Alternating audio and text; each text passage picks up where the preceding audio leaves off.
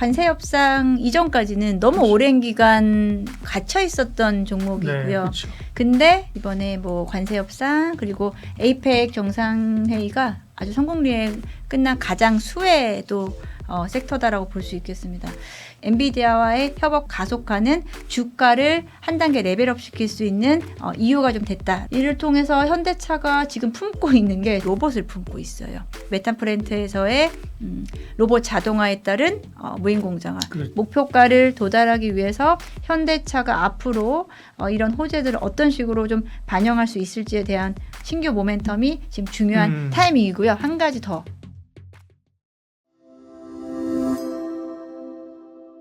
예민수의 경제토크 인백스 자산운용 염정 이사님과 자동차 이야기를 하겠습니다. 네. 에이펙의 기대감들로 인해서 그렇죠. 자동차가. 그전에도 자동차 사실은 주목해야 된다고 굉장히 많이 말씀하셨잖아요. 그리고 한번 빵 올랐는데 네. 이제 모멘텀 끝난 거예요? 아니면 아직도 꿈속에 어른어른거립니까? 자동차가. 네.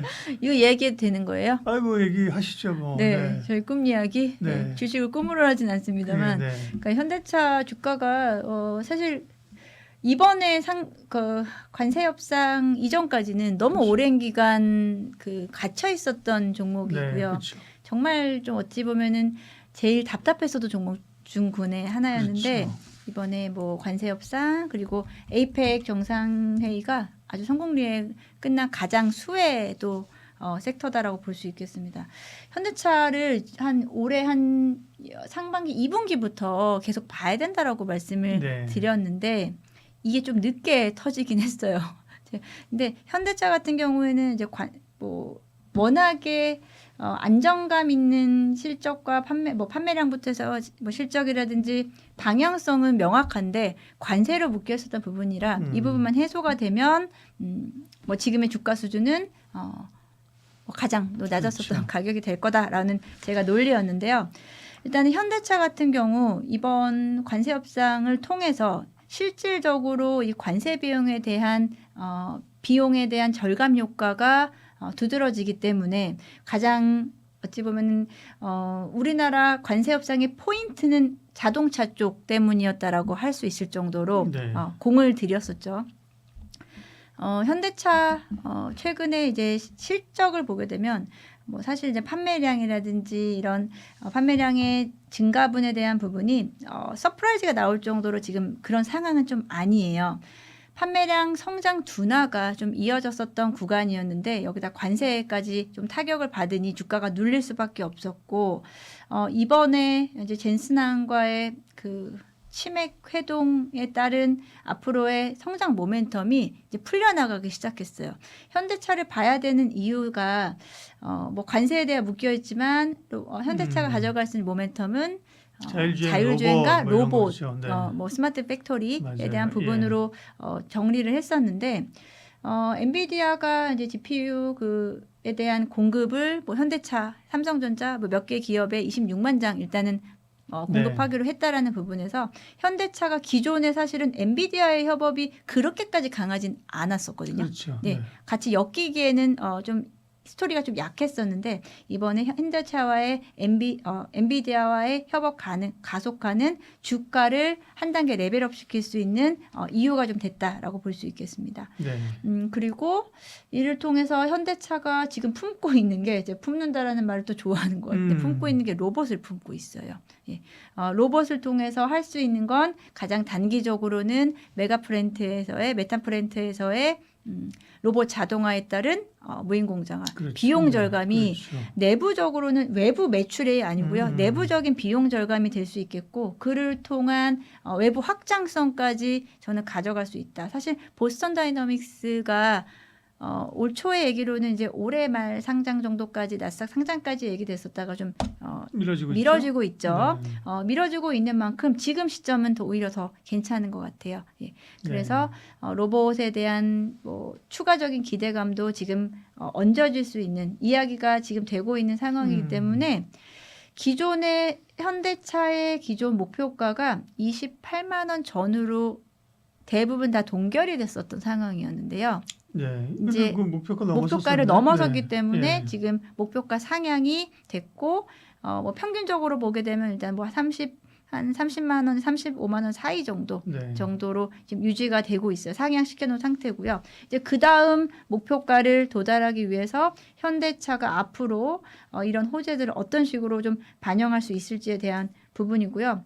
사실 자동차 판매량으로만 가져가기에는 이루어지긴 좀 어려울 것 같고요. 어렵다기보다 그렇죠. 네. 워낙에 좀 시장이 플랫한 시장이기 때문에 뭐 최근에 뭐 현대차 뭐 하이브리드 판매량 증가 이런 부분들은 지금 다 녹아 들어갔고요. 네, 신규 모멘텀이 지금 중요한 타이밍이고요. 한 가지 더 현대차가 제가 하방을 지지하는 이유가 있다고 말씀드렸어요. 배당 수익률. 네. 배당 수익률이 그때 이제 현대차의 가격 20만 원 정도였을 때 배당 수익률이 5%가 넘어갔었고요.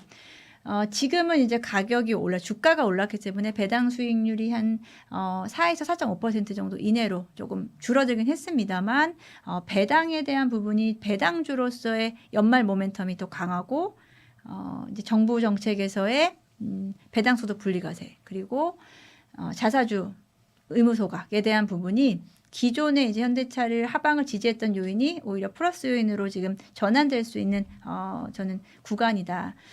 뭐 앞서 삼성전자, SK하이닉스도 좋지만 대형주 단에서 상대적으로 좀 저평가되면서 그리고 정책 모멘텀을 받을 수 있는 종목은 또 현대차 그리고 현대차와의 계열사 종목들도 여전히 지금 저평가 구간에 있다라고 말씀드리겠습니다. 현대차야말로 트럼프한테 뒤통수를 맞았죠. 사실은 선제적으로 가서 트럼프한테 그죠? 맞습니다. 예. 제일 우리 기업 가운데 먼저 가서 대미 투자하고 네. 이렇게 해서 뭔가 좀 페이버를 받을 줄 알았는데 네.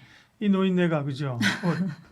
잊어버렸는지 그 전혀 사실은 배려를 안 해주고 오히려 일본 업체들보다도 더 우리가 몇 달 고생했죠. 그러니까요. 예. 그게 이제 풀린 건데 그 부분은 이제 반영이 됐다. 그래서 근데 이제 그 일론 머스크도 자기는 이제 자동차 회사가 아니라고 얘기하잖아요, 그죠? 그런 이제 쪽 똑같죠. 2차 전지에서 이제 전기차 양기차를 약간 살짝 그러니까요. 발을 빼듯이 네. 테슬라도 이제 뭐 전기차 이야기는 아예 빼놓고 얘기하지 아니 않나요? 원래 일론 머스크는 네. 우리가 이제 2차 전지는 그렇지만 일론 머스크는 원래 뭐 자기의 꿈이 그죠? 네. 도조하고 여러 가지를 뭐 하는 거기 때문에 자동차는 시작한 나의 모티브지 우리는 자동차 회사가 아니다. 그래서 뭐 자율주행이다 이런 거 뭐 네. 로봇 많이 하잖아요, 그죠? 예. 제 말은 현대차도 그렇게 가면 좋은데 그렇게 가기는 어려우니 현대차가 그래도 모멘텀이 있을 수 있다.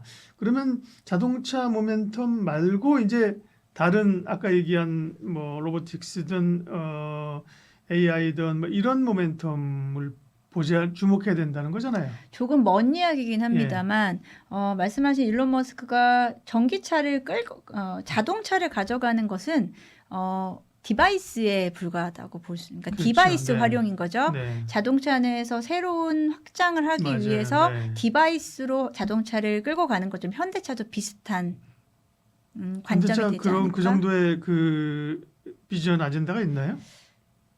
있긴 하죠. 그래, 네. 예, 근데 시간이 좀 걸릴 것 같다는 네, 네. 생각입니다. 네, 알겠습니다. 그러면 일단 현대차 자동차 얘기를 먼저 좀 예, 매듭을 짓고 예. 나서 이제 사실 지금 말씀하신 모멘텀은 현대 이제 계열사들하고 좀 연관이 네. 될 수 있어. 자동차 얘기를 좀 매듭을 지으면 어쨌든 현대차는 그렇게 오랜 눌림에서 이제 그 문제는 어쨌든 해결됐다.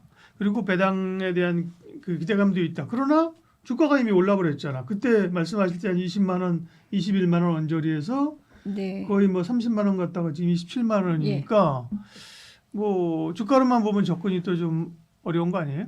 네, 그래서 지금 뭐 이제 그 다음 목표가는 상향시키긴 했지만 그 상승 여력이 한 30%가 채 되지 않기 때문에 현대차의 비중을 지금 확 늘리기에는 다소 부담스럽고 만에 하나 뭐 시장의 전체 조정이 나올 경우에는 또 이 부분이 또 문제가 될 수 있기 때문에 저는 그래서 현대차를 좋게 보지만 지금은 현대차의 비중 확대보다 현대차 계열사의 비중 확대가 조금 더 맞는 전략이 아닌가라고 저는 그러니까요. 생각합니다. 네. 상대적으로 계열사 종목들과 이제 현대차와 기아 그리고 주요 계열사들 3-4개 종목을 비교해 보면 단기 상승률이 현대차가 가장 높았기 때문에 네. 상대적으로는 계열사들이 조금 더 상승 여력은 더 남아 있다라고 보고 있습니다. 근데 그렇게 보면 현대차하고 기아는 완성차로 같이 묶어야 되는 거 아니에요? 예전에 현대차하고 기아하고 조금 더 결이 다를 때가 있었어요. 예. 영업이익률이나 이런 게 기아가 예. 높은데 지금은 기아는 특별히 별로 그냥 현대차랑 같이 완성차랑 묶여가지고 뭐가 기아가 주도하는 건 없잖아요. 그렇죠. 그렇죠? 예, 기아가 예. 이제 언급되는 빈도수가 좀 많이 줄었어요. 적기는 맞아요. 하죠. 네, 네. 예, 그래서 현대차 중심으로 지금 대형주 맞아요. 네. 우선 선호 현상이 있기 때문에 네, 네. 이제 현대차 쪽이 조금 더 주목이 된다라고 보고요. 기아 같은 경우는 차별화가 좀 안 되고 있는 상황입니다. 맞아요. 예, 그래서 오히려 네. 최근에는 계열사들의 움직임의 변동이 더 현대차를 관찰해야 되는 이유가 되는 것 같아요. 현대차 주가를 네. 기반으로 해서 그 계열사들의 그 종목의 변동성을 활용한다라고 하면 또 여기서도 우리가 수익률을 충분히 거둘 수 있는 그 가능성이 가능성이 있다. 예, 보고 있습니다.